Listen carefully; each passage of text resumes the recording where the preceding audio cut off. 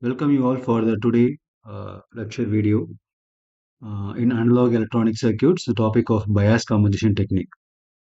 So we have completed the biasing of BJT.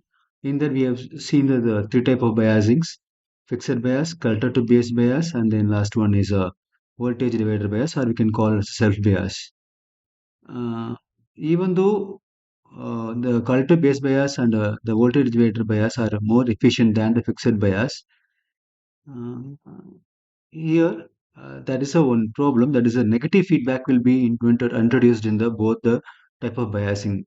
So because of the negative feedback bias, we can able to stable the Q point, operating point.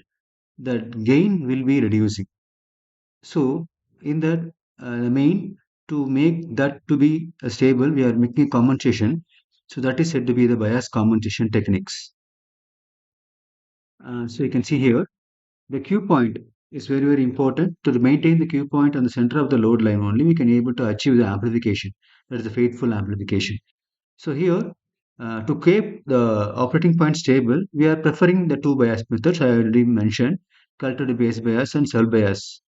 In this biasing methods, the Q point is stable, but negative feedback is being introduced. So negative feedback because what happened? The amplification in the output is reduced. The application output reduced. So we are preferring the compensation method. So what are all the compensation methods we can see one by one. First one, the diode compensation. So by adding a diode, that makes your gain to be increasing. That is the main point is that amplification can be increased. In diode, they have to place in two regions. So though only the amplification can be stable. And the second type of compensation is thermistor. By adding a thermistor, we can able to make the amplification stable and make him increase. That's the compensation here. And the last one is transistor compensation. We will see one by one. I already mentioned in the diode compensation, the amplification can be varied in both ways. Because here, because of the temperature increases, or maybe because of the supply voltage increases, definitely my output, collector current output will be will be vary. So to be varies that we can able to make the negative feedback, that is by adding a voltage divider bias in the circuit. You can see this R1 and R2 that may invent your negative feedback that may able to reduce the collector current. So what happens? The amplification is being not achieved as we expected. So what I'm doing, first one we can see about the base emitter voltage variation. Due to base emitter voltage variation, also my collector current output will be affecting. So it will cannot be able to achieve the full amplification. So what I'm doing here, the first one I said I did, the diode compensation, I am adding a diode, okay, in the bypass, or maybe you can call it emitter resistance. In the emitter resistance, you can see the diode. And the diode material should be same like you what type of transistor you are using here, either PNP or NPN, whatever may be are using here. What type of silicon or germanium, the same material will be used for also for the diode. So why we are using that means if any variation in the transistor because of that behavior is will also be similar to the diode also. So that may able to equalize or maybe equal cancel the same strength of increasing, right? So the same remaining everything is of same circuit. Here I am using your self bias circuit or voltage divided by circuit. R1 R2 the leg is connected with your transistors. Okay, then RC will be your collector resistance and RE will be your emitter resistance. So because of this, definitely you will get the ratio. Because of the ratio, that is the numerator divided by denominator, negative feedback will be having it, right? So what I'm doing here, I am adding a diode in series with your diode resistance. Then it's connected with your negative DC source. So what happens? Diode you can see here, whether it is forward bias or reverse bias, you can able to see here. So what happens? The diode is placed in series with this RE. So what happens? Whenever the current is turned on, when you are giving supply, the VDD will be turned on. So the VDD will forward bias this diode. So right, you can see the negative and positive. So the VDD will be able to make the diode be forward biased. So what happens here? Uh, if every change in that VB, the base emitter voltage variation here, whatever occurs in this node, okay, will be cancelled by the will be attracted by the emitter resistance, so voltage drop will be occur, and then it flow across this diode. So if negative current is able to make this diode, so what happens, diode can able to bypass that current to the ground. Okay, if there is any increase in voltage or increase in something current that is positive, the diode will act as a reverse bias, so they will not be able to uh, bypass anything current. Okay, so it's not happen here, but we can able to know that, right? So here the negative voltage, whatever may be here getting here will be make it to grounded. So what happens? So whatever the variation VBE, that is maybe you can able to get for a partial differential equation. Partial differential of that VBE will be equal to the diode voltage. So whatever the current flowing across here will be cancelled by the diode voltage. So it is one of the combination method. So the IC will be remains constant. Whatever changes occurs in this collector, we will be able to cancel each other. So the IC will be collector current will be sensitive to the changes in the base emitter voltage. And next here maybe the collector current will also be changed by the leakage collector current variation, that is ICO. So due to the ICO variation, you can see here. So whatever the current flow across here, we may be able to vary the output voltage because of temperature also, water may be, right? Now the diode has been changed the place from the RE to the R2. So what happens here?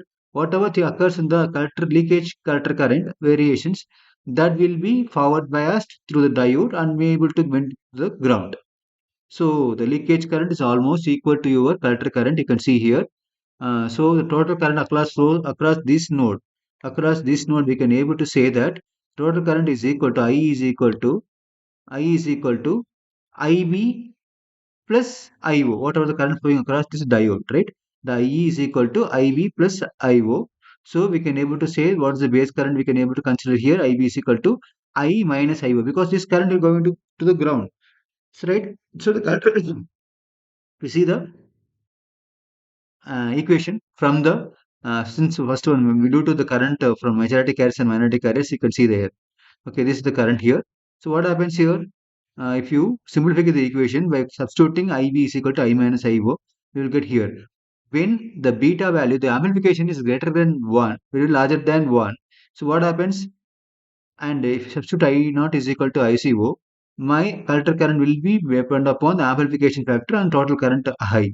So here also the ICO changes can be eliminated by the diode, okay, due to the temperature rise. So that is the second diode commutation method. And we go for not combination method, second type of variation in diode combination. And second type of combination is thermistor combination, and we can denote it as the R substitute of T, who the T represents the thermistor, right? So thermistor is nothing but thermal plus resistor. We can say that we already studied about this, right? So it's a temperature sensitive element which has a NTC, that is a negative temperature coefficient. What happens if the temperature rise, the thermistor resistance will be decreasing. So it is having a negative temperature coefficient, right? So the del RT by dt, if your uh, variation with respect to temperature, definitely the resistance will be decreasing here. So you can see here when temperature increases, the RT value will be decreasing, right? You can see the graph here also. When temperature increases, the resistance value will be decreasing here. So more voltage can be able to flow through the. So you can see the diagram here, the simplified voltage divider circuit. Here also, in the same place where we have kept the diode in the second commutation, same thing. The thermistor is continuing here. I am making a circle around here to make the difference of a normal resistance and a thermistor. So here also what happened? So here the temperature has been RT has been connected in parallel with the R1. So what happens here? Whatever the variations occurs in this node, okay, that will be able to increase your temperature. The temperature will decrease your resistance. So what happens? RT decreases, it will reduce the IV, increase the VB.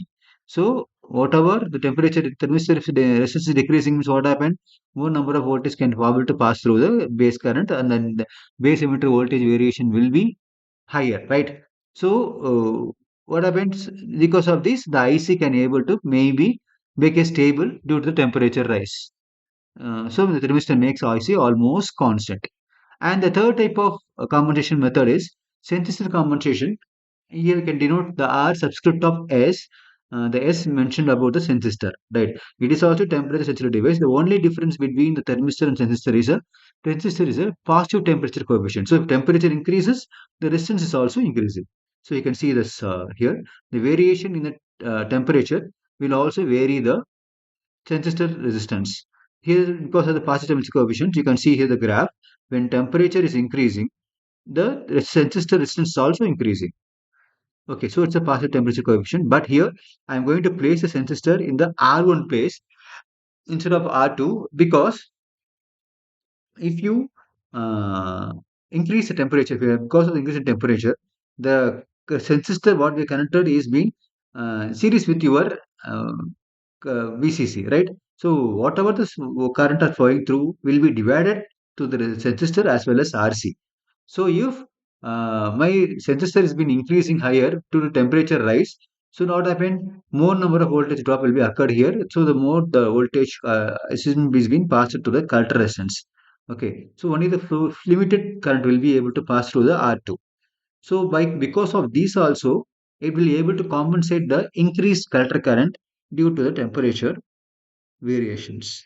So this is a main important topic, bias compensation. If you ask in the examination, it will be very, very simple. Okay, just keep it a concept and a reminder. If you have any doubts, you can ask me in two classes also, or you can contact me through any social media app.